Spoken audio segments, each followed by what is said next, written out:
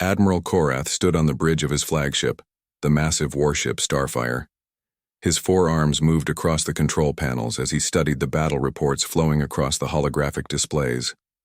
The news was the same as always. Bad news. The war had been going on for 237 years. 237 years of fighting, dying, and getting nowhere. The Zephyrian Empire controlled half the galaxy's outer rim. The Cathara Collective controlled the other half. Neither side could push the other back. Korath's yellow eyes burned with frustration as he read the latest casualty reports. 17 ships lost in the attack on the Rigel system. 12 more damaged beyond repair. And for what? The Cathara still held their positions. Nothing had changed. Admiral, his communications officer called out.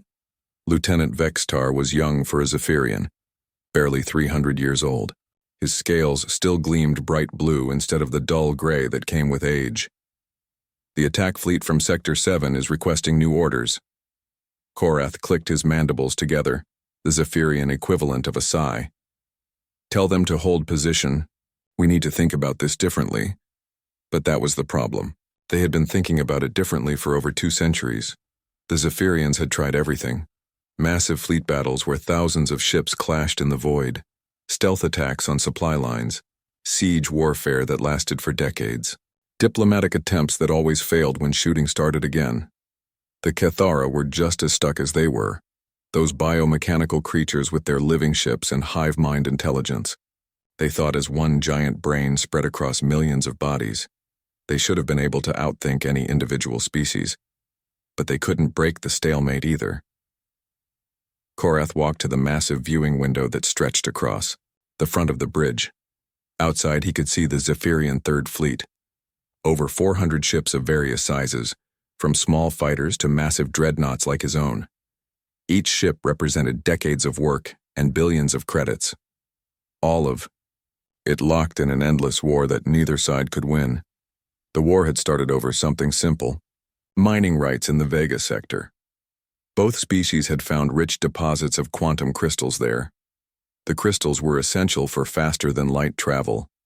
Without them, no civilization could expand beyond their home system. At first, it seemed like they could share the area. The Vega sector was huge with thousands of asteroids and small planets.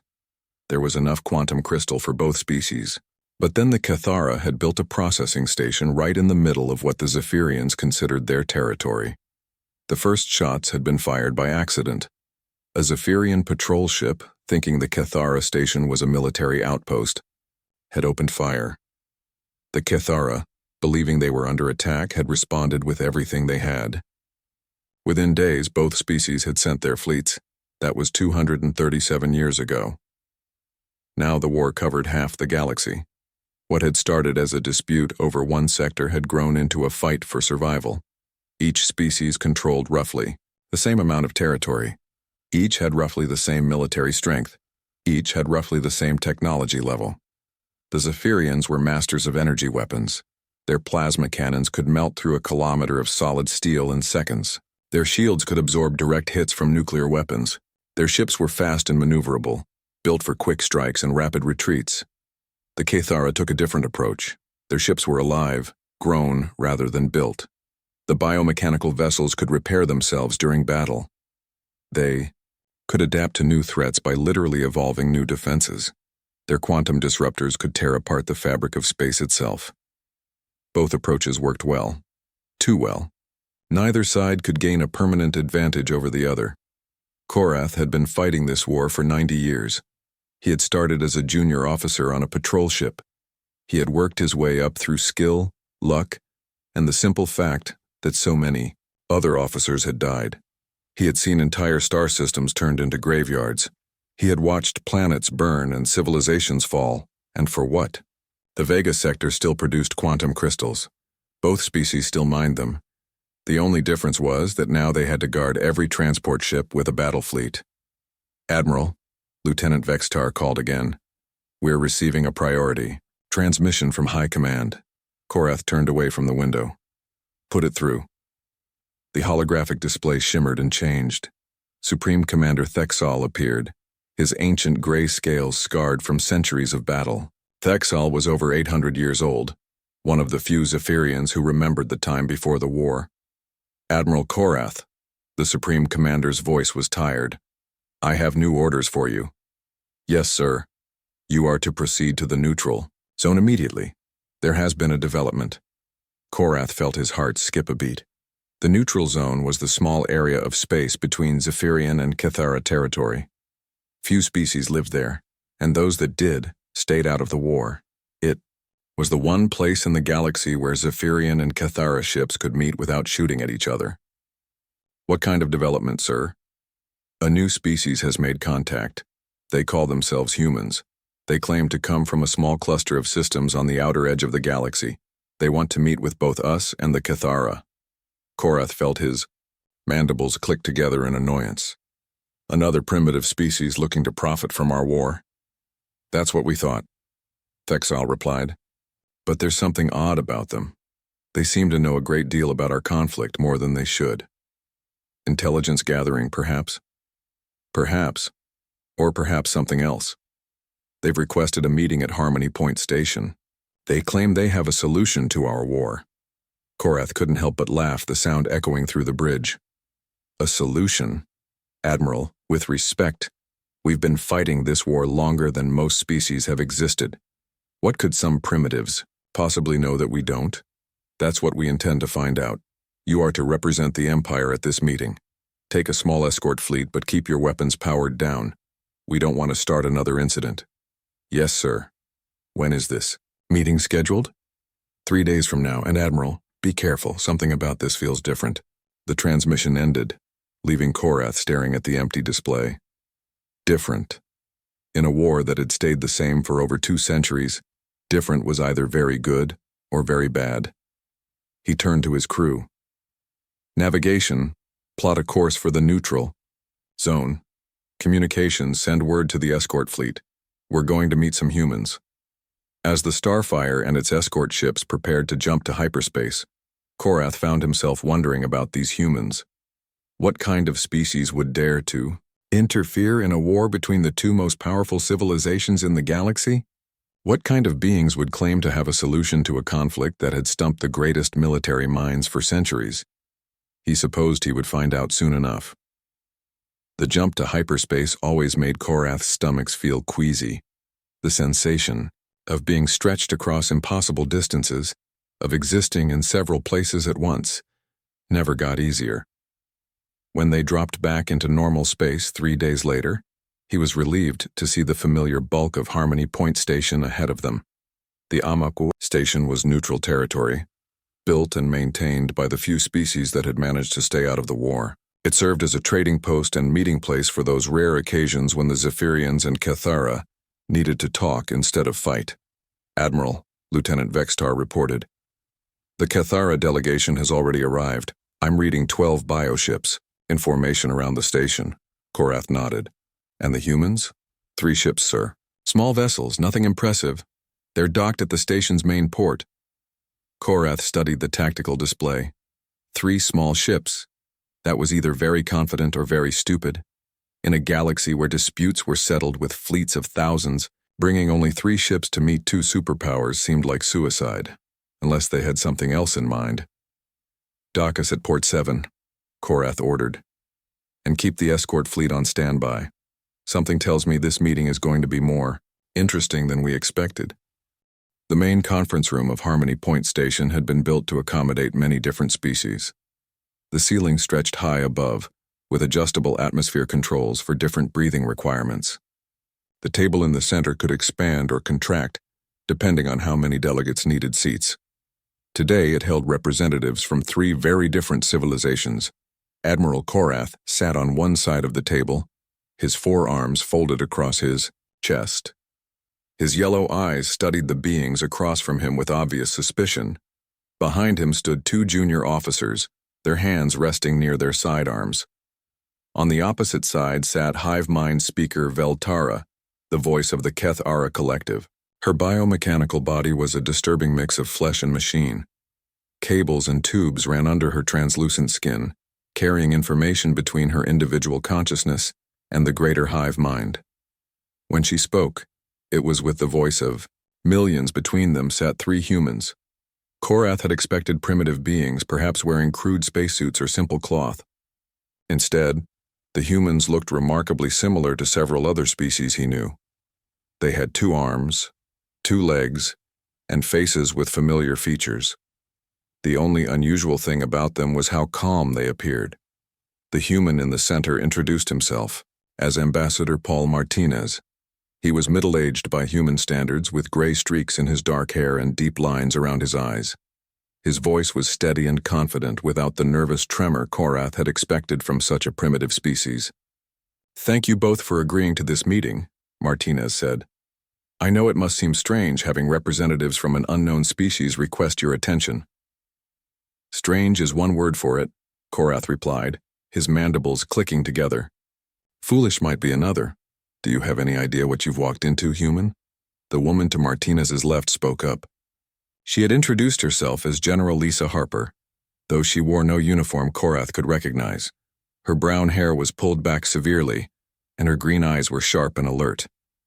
"We've been monitoring your conflict for quite some time, Admiral," Harper said. "We know exactly what we've walked into. The question is whether you're ready to hear what we have to say." Beltara's biomechanical voice synthesizer crackled to life. "The collective has analyzed your species' technology.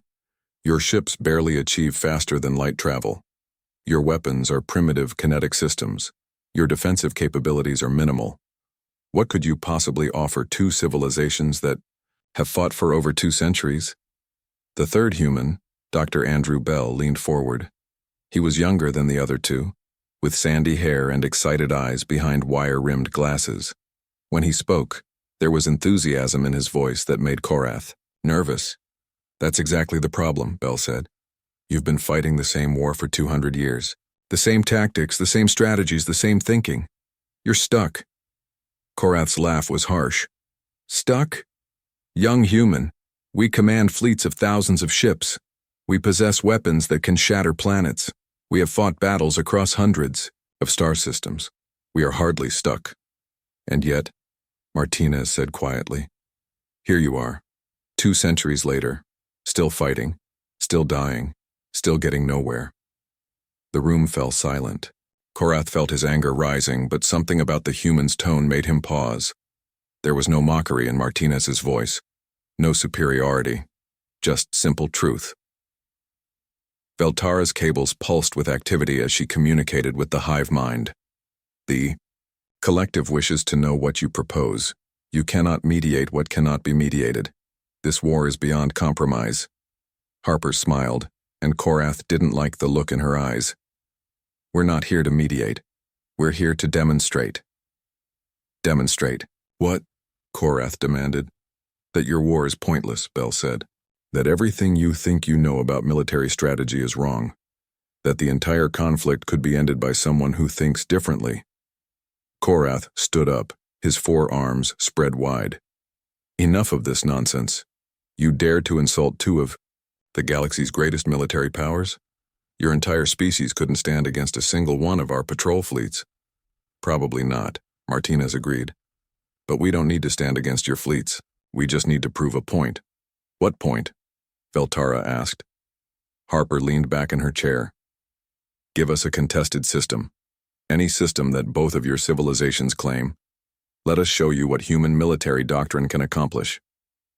Korath stared at her. "You want us to give you a star system?" "Not give," Martinez corrected. "Let us demonstrate in. One system heavily contested by both sides. Somewhere you've both been fighting for years without resolution." "And what exactly would you demonstrate?" Beltara's synthesizer buzzed with what might have been curiosity. Bell pulled out a small device that projected a holographic display. Star charts filled the air above the table, showing the positions of Zephyrian and Cathera fleets throughout the galaxy. "You fight like it's still the old days," Bell explained. "Big ships against big ships, energy weapons against energy shields, biotechnology against plasma technology. You're playing a game where both sides know all the rules." "And you would change the rules?" Korath asked. "We would ignore them entirely," Harper replied. Martinez held up his hand before either alien could respond. Here's our proposal. Choose any contested system you want. Both of your governments must agree it's been genuinely fought over for years. Give us access to that system and 6 hours to secure it. 6 hours? Korath's laugh filled the room. It took us 6 months to take the Altair system, and we lost it again within weeks. Exactly our point, Bell said excitedly. You think in terms of months and years because that's how long your strategies take. But what if there was a faster way? Veltara's biomechanical form clicked and whirred as she processed information from the hive mind. The collective is curious about your confidence. You have 3 small ships. Your total crew numbers perhaps 100 individuals. You possess no superweapons, no advanced technology that our sensors can detect. How do you propose to accomplish in 6 hours what we have failed to do in decades? By not trying to accomplish the same things you've been trying, Martinez answered. Admiral Korath, Speaker Veltara, you've both been fighting this war the same way for over 2 centuries. You meet strength with strength, technology with technology, strategy with strategy. But what if the answer isn't to fight harder, but to fight smarter? Korath sat back down, his curiosity overcoming his anger. Define smarter, human. Harper activated her own holographic display. Your species fight battles of attrition. You try to destroy more enemy ships than you lose. You measure victory in tonnage of metal destroyed and territory held. But what if victory could be achieved without destroying anything? Impossible, Korath said immediately. War is destruction. The side that destroys more wins. That's one way to think about it, Bell agreed, but there are others. What if you could win by making the enemy unable to fight, rather than unwilling to fight? Veltara's cables pulsed faster. Explain this concept. Give us our demonstration, Martinez said. If we fail, we'll leave this galaxy and never return.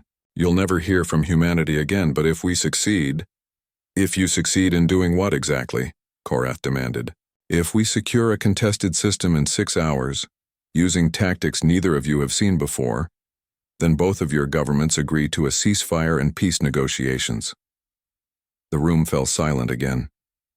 Korath could hear the hum of the station's life, support systems, the distant sound of ships docking and undocking. He thought about the war, about the endless years of fighting, about the millions of Zephyrians who had died for a conflict that seemed to have no end. Which system? He asked finally. Veltara's form straightened. The collective suggests the Arcturus system. Korath felt his heart skip. Arcturus was a nightmare. Both sides had been fighting over it for 30 years. The system was so heavily fortified that neither side could take it completely, but neither could afford to abandon it. It had become a symbol of the war itself. Arcturus, he repeated. You want to demonstrate in Arcturus. Is there a problem with that choice? Martinez asked. Korath looked at Veltara, then back at the humans. Arcturus has been contested for 3 decades. Both sides have invested enormous resources there. It's one of the most heavily defended systems in the galaxy. Perfect, Harper said with that unsettling smile. If we can secure Arcturus in 6 hours, you'll have to admit that maybe, just maybe, there's something about warfare that you haven't considered. Bell leaned forward eagerly. The beautiful thing about being outsiders is that we don't know what's supposed to be impossible. We look at your war and see problems you've stopped noticing because you've been living with them too. Long, Veltara's synthesizer crackled. The collective finds this proposal intriguing. If these humans believe they can succeed where we have failed, perhaps it would be instructive to observe their attempt. Korath studied the 3 humans carefully. They showed no signs of fear, no indication that they understood the magnitude of what they were proposing. Either they were incredibly stupid, or they knew something he didn't. Very well, he said finally. Arcturus it is. 6 hours from the moment your ships enter the system, both Speaker Veltara and I will observe from our respective command ships, positioned safely outside the combat zone. Captain Alex Turner stood on the bridge of the UES Defiant, watching the Arcturus system grow larger on the main screen. Around him, his crew worked quietly at their stations.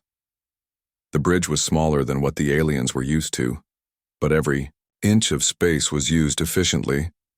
Turner was a tall man with short black hair and calm brown eyes. He had been fighting space battles for 15 years, but never anything like this. The weight of what they were about to attempt pressed down on him like a physical force. "System scan complete, Captain," reported Lieutenant Commander Maria Santos from the communications station. She was a small woman with dark hair pulled back in a tight bun. Her fingers moved quickly across her control panel as data flowed in. "From the ship's sensors." "What are we looking at?" Turner asked. Santos pulled up a holographic display that filled the center of the bridge. The Arcturus system appeared in miniature, complete with planets, moons, and space stations. Red markers showed Zephyrian positions. Blue markers showed Kithara positions. There were a lot of both. "It's as bad as we expected," Santos said. "The Zephyrians have built a network of battle stations around Arcturus Prime. 15 major stations, each one the size of a small moon. Their shields are overlapping to create a defensive grid that covers the entire gas giant." Turner nodded. He had studied the intelligence reports, but seeing it displayed like this made the challenge real. "And the Kithara?" "They're using the asteroid belt as cover. Our sensors show at least 200 bioships hiding among the rocks. Their living hulls make them almost invisible until they move." Chief Engineer Jake Morrison looked up from his station. He was an older man with gray hair and hands that were always stained with engine oil. "Captain, both sides have been fortifying this system for 30 years. We're looking at enough firepower to destroy a dozen planets." Turner walked to the front of the bridge and stared out at the system ahead. In the distance, he could see the observation ships that Admiral Karath and Speaker Veltara were using to watch the demonstration. Both vessels were massive, easily 10 times the size of the Defiant. "Fleet status report," Turner ordered.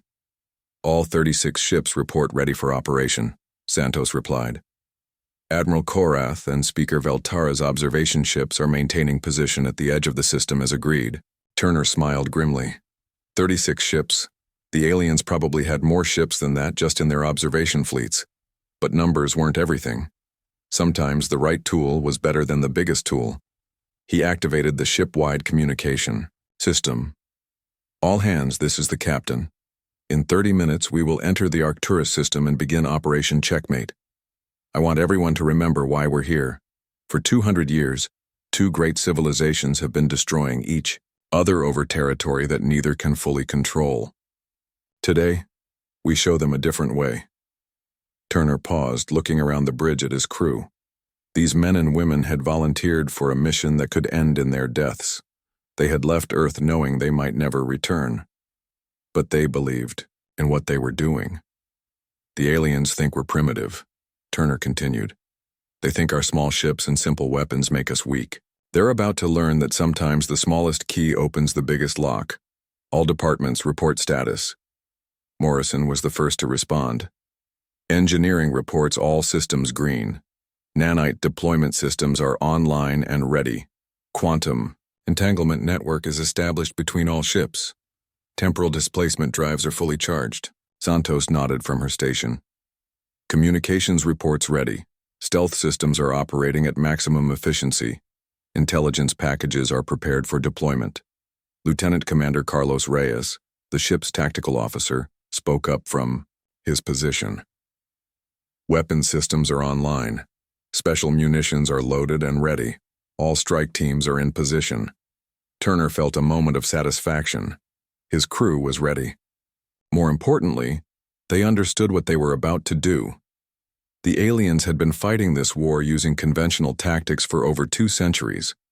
Today, the humans would show them what unconventional tactics could accomplish. "Morrison, remind me again how our nanites work," Turner said. The chief engineer's face lit up with enthusiasm.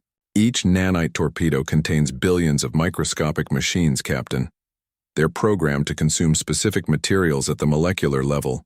The aliens have never encountered nanotechnology, so they have no defenses against it. And the temporal displacement drives? They allow us to move through space-time in ways the aliens can't track or predict. We can appear inside their formations before their sensors know we're there." Turner nodded. Both technologies were beyond what the Zephyrians and Kithara possessed, but they weren't the real advantage. The real advantage was how the humans planned to use them. Santos, what's our intelligence situation? We've been monitoring both fleets for months, Captain. We know their communication frequencies, their tactical doctrines, their command structures. More importantly, we know their weaknesses. Santos brought up another display showing the internal structure of a Zephyrian battle station. The Zephyrians rely on centralized power distribution. Take out the right junction and their entire defensive grid collapses. A second display showed the nervous system of a Cathara bioship. The Cathara ships are essentially living creatures. Disrupt their neural networks, and they become helpless. Turner studied both displays carefully. And they don't know we know this? Neither side has ever fought an enemy that used electronic warfare the way we do, Reyes said. They're used to opponents who try to overpower their defenses, not bypass them entirely. The bridge fell silent as everyone contemplated what they were about to attempt. Turner knew that every person on his ship was thinking the same thing he was. This was either going to be the greatest military victory in human history, or the shortest war humanity had ever fought. Captain, Santos said quietly, we're receiving a transmission from Admiral Korath's observation ship. Put it through. Admiral, Korath's image appeared on the main screen. His yellow eyes were cold, and his mandibles clicked together in what Turner had learned was a sign of impatience. Human Captain, Korath said, you have 25 minutes remaining before your demonstration begins. Are you certain you wish to proceed? There is no shame in withdrawing from an impossible task. Turner stepped forward so the alien could see him clearly. Admiral, we appreciate your concern, but we're going to proceed as planned. Your ships are so small, Korath continued. The Defiant is barely the size of one of our shuttles. How do you expect to accomplish anything meaningful? Size isn't everything, Admiral, Turner replied. Sometimes the most effective tool is the one nobody sees coming. Korath's laugh echoed through the bridge speakers. Very well, human. The Collective and the Empire will observe your attempt. Try not to get yourselves killed too quickly. The transmission ended, leaving Turner staring at the blank screen. He could feel the weight of expectations pressing down on him. Two civilizations were watching, waiting to see if humanity could back up its bold claims. Captain, Morrison said, from his station, I have to ask, are we really going to pull this off? Turner turned to face his crew. Jake, 30 years ago, both sides started fortifying the system. They've spent 3 decades building the perfect defenses against each other, but they've never had to defend against us. He activated the tactical display again, showing the positions of all the enemy forces. The Zephyrians expect us to attack their stations head-on. The Cathara expect us to try to outfight their bioships. Neither side expects us to ignore their strengths and target their weaknesses. Santos looked up from her console.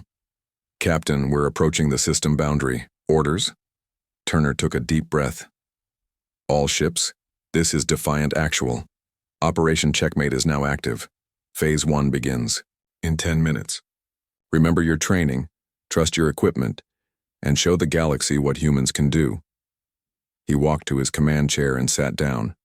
Around him, the bridge hummed with quiet activity as his crew made final preparations.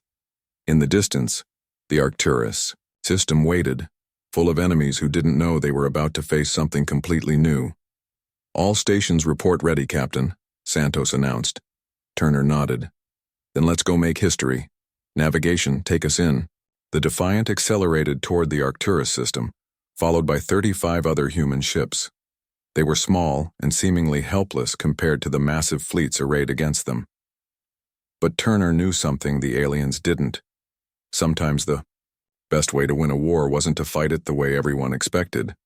Sometimes the best strategy was to change the rules entirely. The demonstration was about to begin. The first hour passed like a dream for Admiral Korath. From his observation ship at the edge of the Arcturus system, he watched the human fleet move into position. Their 36 small ships looked like insects next to the massive Zephyrian battle stations and Cathara bioships. What are they doing? Lieutenant Vexitar asked from his position at the sensor station. They're not attacking anything. Korath studied the tactical display with growing confusion. The human ships had spread out across the system, but they weren't moving toward any obvious targets. Instead, they seemed to be drifting slowly through space, as if they were sightseeing. "I don't understand their strategy," Korath muttered. "Are they scanning for weaknesses?" On the communication screen, Speaker Veltara's biomechanical form clicked with what might have been amusement. The collective observes the same behavior. Perhaps the humans are having second thoughts about their demonstration. Korath was about to agree when his sensor officer spoke up. "Admiral, I'm detecting some unusual activity. The human ships are releasing something, but it's too small for our sensors to identify clearly." "Weapons?" Korath asked. "Negative, sir. Whatever they're deploying is microscopic. Thousands of tiny objects spreading throughout the system." Korath felt the first stirring of unease. "Are they trying to poison our atmosphere somehow?" "Unknown, sir. But whatever it is, it's moving fast. The objects are spreading to every major installation in the system." Captain Turner stood on the bridge of the Defiant, watching the deployment of their reconnaissance drones with satisfaction. Each drone was smaller than a grain of sand, invisible to the alien sensors but packed with advanced technology. "Drone deployment complete," reported Lieutenant Commander Santos. "We have eyes and ears on every major installation in the system." "Excellent," Turner replied. "What are we seeing?" The main screen filled with detailed images from inside Zephyrian battle stations and Kethara bioships. The drones had attached themselves to critical systems throughout both fleets, analyzing weaknesses and mapping internal structures. Chief Engineer Morrison looked up from his console with excitement. "Captain, it's even better than we hoped. The Zephyrian power grid has a single point of failure. Their entire defensive network runs through a junction on Station 7. If we take that out, their shields will collapse in a cascade failure, and—" "The Kethara?" Turner asked. "Their bioships share a collective nervous system," Santos added. "The drones have identified the primary neural relay nodes. Disrupt those and the entire fleet will be paralyzed." Turner smiled. "Phase 2 begins now. All ships, move to attack positions." The second hour began with chaos. Captain Rachel Kim, commanding the stealth ship Whisper, was the first to strike. Her ship used advanced cloaking technology to appear directly next to the Zephyrian power junction. The aliens had no idea she was there until her ship fired, but Kim didn't target the heavily armored sections of the station. Instead, she fired a single nanite torpedo at the power junction that Morrison had identified. The microscopic machines began eating through the exotic matter conduits immediately. "Direct hit," Kim reported over the communication network. "Nanites are consuming the power grid junction. Cascade failure beginning in 30 seconds. Admiral Korath watched in horror as his defensive network began to collapse. "What's happening?" he demanded. "How did they get past our shields?" "I don't know, sir," Vextar replied, his voice shaking. "One moment everything was normal, the next moment Station 7 was under attack. But there's no ship on our sensors." "That's impossible." "Admiral, the power grid is failing. The cascade is spreading to all stations. Our defensive shields are going down across the entire network." At the same time, Commander Elena Rodriguez was executing her part of the plan. Her ship, the Lightning, used its temporal displacement drive to appear inside the Kethara formation in the asteroid belt. The aliens had no warning. One moment their sensors showed empty space. The next moment a human ship was among them, deploying electromagnetic pulse devices that disrupted their neural networks. "EMP deployment successful," Rodriguez reported. "Kethara bioships are losing motor control. Their nervous systems are shutting down." Speaker Veltara's voice crackled with panic over the communication link. "Impossible! How did they penetrate our formations? Our bioships should have detected any approaching vessel." Turner watched the tactical display with satisfaction. Both alien fleets were reacting exactly as predicted. The Zephyrians were trying to restore their power grid, while the Kethara were attempting to re-establish neural control over their ships. Neither side understood what was happening to them. "All ships, Phase 3 is now active," Turner announced. "Engage assigned targets." The third and fourth hours were a masterpiece of coordination that left both alien admirals speechless. Captain Dan Foster led Squadron Alpha against the now defenseless Zephyrian battle stations. Without their shields, the massive structures were vulnerable to the humans' kinetic weapons. Foster's ships fired tungsten rods at incredible speeds, punching through armor that had been designed to withstand plasma cannons. These aliens have been fighting energy weapons for so long, they forgot about simple physics, Foster reported as his rounds tore through a battle station's hull. Their armor is useless against solid projectiles at near light speed. Meanwhile, Captain Lisa Brooks commanded Squadron Beta against the paralyzed Cathara bioships. The living vessels were trying to repair their damaged neural networks, but they couldn't adapt fast enough to the human nanites that continued consuming their organic systems from the inside. The bioships keep trying to evolve defenses against our nanites, Brooks reported, but they've never encountered molecular-level attackers before. They don't know how to fight something that small. The most impressive part of the human attack was the coordination. Every human ship knew exactly where every other human ship was at all times. They moved like a single organism, thanks to their quantum entanglement communication network. Admiral Korath had never seen anything like it. "How are they coordinating so perfectly?" he asked his tactical officer. "Our intercepted communications show almost no chatter between their ships." "I don't know, sir. It's as if they can read each other's minds." Turner smiled as he watched the battle unfold. The quantum entanglement network allowed instant communication between all human ships, faster than any alien technology could match. Every tactical decision was shared instantly across the entire fleet. "Captain," Santos reported, "both alien fleets are attempting to retreat to secondary positions."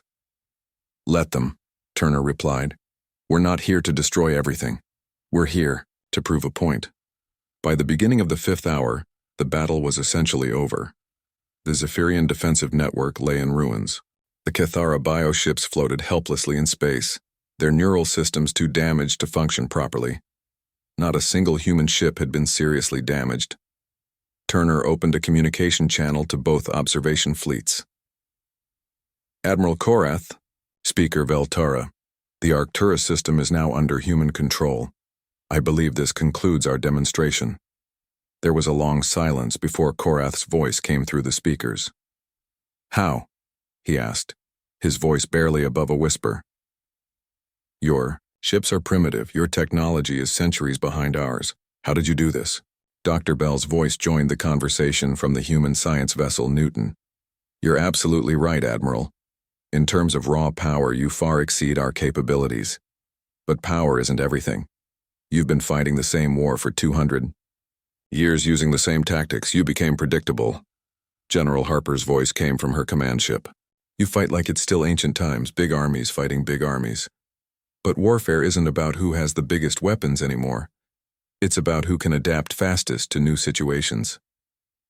Turner took over the explanation. "Every battle you've fought has followed the same pattern. Fleet meets fleet. Ship fights ship. The strongest wins. But we didn't try to be stronger than you. We changed the rules of the game entirely." "Impossible," Veltara's synthesizer crackled. "The collective has analyzed your tactics. You use technologies we do not possess, but nothing that should have been decisive." "That's exactly the point," Turner replied. "You analyzed our technologies, but you didn't understand our strategy. We didn't try to overpower your defenses, we bypassed them. We didn't engage your strengths. We targeted your weaknesses." Morrison's voice joined the conversation. "Your species have been fighting each other for so long that you've optimized your defenses against each other's weapons, but you never considered what would happen if someone attacked you with completely different methods." Turner looked at the tactical display, showing the ruined alien fleets floating helplessly in space. "Gentlemen, the lesson here isn't that humans are superior warriors. It's that innovation beats tradition, adaptation beats stagnation, and sometimes the newest player in the game sees solutions that the experienced players have stopped looking for." The communication channels fell silent. Turner could imagine both alien commanders staring at their ruined fleets, trying to understand how everything they knew about warfare had just been proven wrong. Finally, Admiral Korath's voice returned, quiet and thoughtful. "Captain Turner, I believe we need to discuss terms for that ceasefire." 6 months after the Arcturus demonstration, Ambassador Paul Martinez stood before the largest gathering of alien species in galactic history. The great hall of the newly built Galactic Council Station stretched out before him, filled with representatives from over 50 different civilizations. Martinez looked out at the sea of different faces, tentacles, and biomechanical forms. Some of these species had been fighting each other for centuries. Others had remained neutral, watching from the sidelines as the galaxy tore itself apart. Today, they had all come together to hear what humanity had to say. 6 months ago, Martinez began, his voice carrying clearly through the hall's advanced sound system. Most of you had never heard of humans. We were just another primitive species on the edge of known space. Today, we stand before you not as conquerors, but as teachers. Admiral Korath sat in the front row, his yellow eyes fixed on the human ambassador. The Zephyrian looked different than he had during their first meeting. The anger and frustration were gone, replaced by something that might have been respect.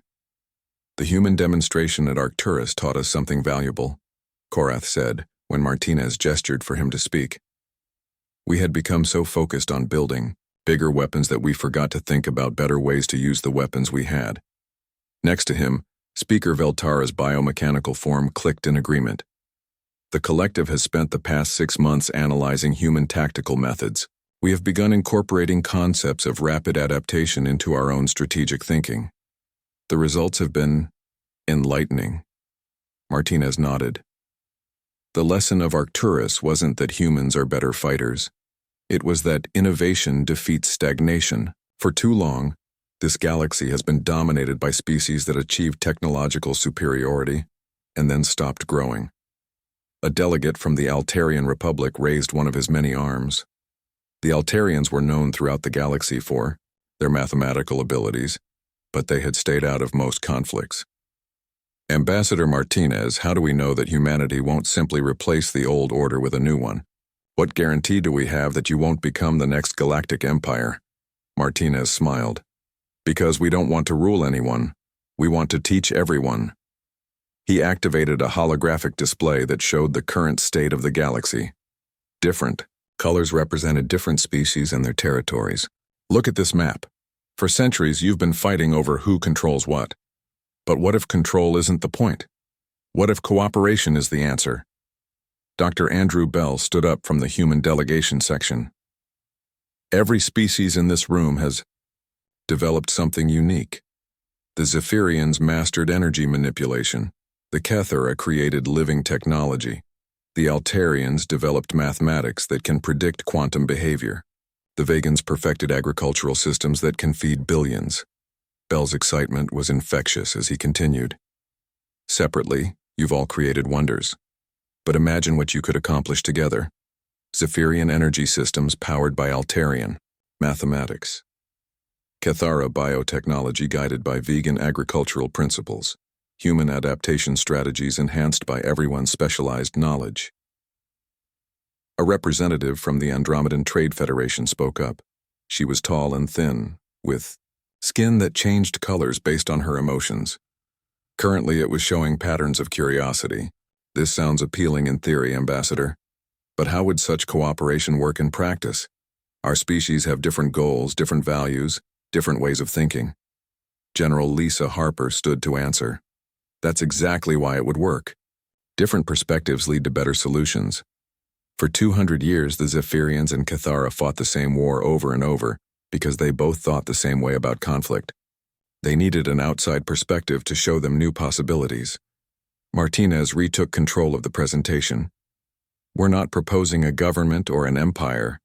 We're proposing a network, a system where species can share knowledge, resources, and ideas while maintaining their independence. The holographic display changed to show a web of connections between different star systems, trade routes protected by cooperative security forces, research stations staffed by scientists from multiple species, diplomatic corps trained to prevent conflicts before they start. Captain Alex Turner, now promoted to admiral, watched from the human delegation area as the alien representatives began to murmur among themselves. The sounds were a mixture of clicks, buzzes, musical tones, and mechanical whirs, but the body language was universal. They were interested. Admiral Turner called out a delegate from the Syrian Confederacy. You led the human forces at Arcturus. Do you believe this cooperation can work in military matters as well? Turner stood up, his calm presence commanding attention. 6 months ago, I commanded 36 ships against forces that outnumbered us 1,000 to 1. We won because we combined human innovation with intelligence gathered by our entire species. Imagine what we could accomplish if 50 species shared their knowledge and capabilities. He activated his own display, showing fleet formations. The Zephyrians build the fastest ships in the galaxy. The Cathara create vessels that can repair themselves during battle. The androids of Proxima have perfect tactical computers. The crystalline beings of Vega can see through any stealth system. Separately, each advantage can be countered. Together, they would be unstoppable. Speaker Veltara's form shifted as the hive mind processed this information. The collective sees the logic in this approach. But what of species that refuse to cooperate? What of those who prefer conflict to collaboration? Martinez had been expecting this question. Then they'll be left behind, not through conquest or force, but through irrelevance. A species that cooperates with 50 others will advance faster than one that stands alone. Economic pressure, technological advancement, and social development will all favor cooperation. Chief Engineer Jake Morrison, now serving as Earth's Director of Xenotechnology, added his perspective. We've already seen this beginning to happen. In the 6 months since Arcturus, 12 species have requested technology exchanges with humanity. The Zephyrians are teaching us energy manipulation. We're teaching them nanotechnology. Both sides are advancing faster than either could alone. The Altarian delegate did some quick calculations in his head. If this pattern continues across all species, the rate of technological advancement would increase exponentially. Exactly, Bell said, with enthusiasm. Instead of each species advancing at their own pace, we all advance together. Problems that would take one species centuries to solve could be solved in years with combined effort. A voice from the back of the hall spoke up. It belonged to a representative of the Outer Rim territories, an area known for its independence and distrust of central authority. This all sounds very idealistic, humans, but what happens when conflicts arise? What happens when cooperation breaks down? Martinez looked directly at the speaker. Then we adapt. That's what humans do best, and it's what we can teach others. When the old ways don't work, we find new ways. He gestured to Admiral Korath and Speaker Veltara. 6 months ago, these two species were locked in a war that seemed impossible to end. Today, they're working together on joint research projects. If they can change, anyone can. Admiral Korath stood up, his forearms spread, wide. The human is correct. The Zephyrian Empire formally endorses this proposal for galactic cooperation. We have learned more in 6 months of collaboration than in decades of conflict. Speaker Veltara's synthesizer crackled to life. The Cathara Collective also supports this initiative. The hive mind has concluded that cooperation produces superior results to competition. One by one, other delegates began to voice their support. The Altarians saw the mathematical advantages. The Andromedans recognized the trade benefits. The Vegans understood the agricultural possibilities. The crystalline beings appreciated the security implications. Martinez watched as the vote was taken. 47 species voted in favor of the Galactic Cooperation Treaty. 3 abstained. None voted against. As the formal ceremony concluded, Martinez found himself standing next to Turner on the observation deck of the station. Through the transparent aluminum windows, they could see ships from dozens of different species docked at the station's ports. "You realize what we've accomplished here?" Turner asked quietly. Martinez nodded. "We've ended a war, prevented future conflicts, and created a framework for galactic civilization. Not bad for a species that couldn't travel faster than light a few years ago." "That's not what I meant," Turner replied. "We've proven that the future belongs to those who can adapt, to those who can see problems differently, to those who can bring people together instead of tearing them apart." As if to emphasize his point, a group of young beings from different species walked past the observation window. They were students at the new Galactic University, learning from teachers of every species. Zephyrian children learned mathematics. From Altarian professors. Cathara youth studied agriculture with vegan instructors.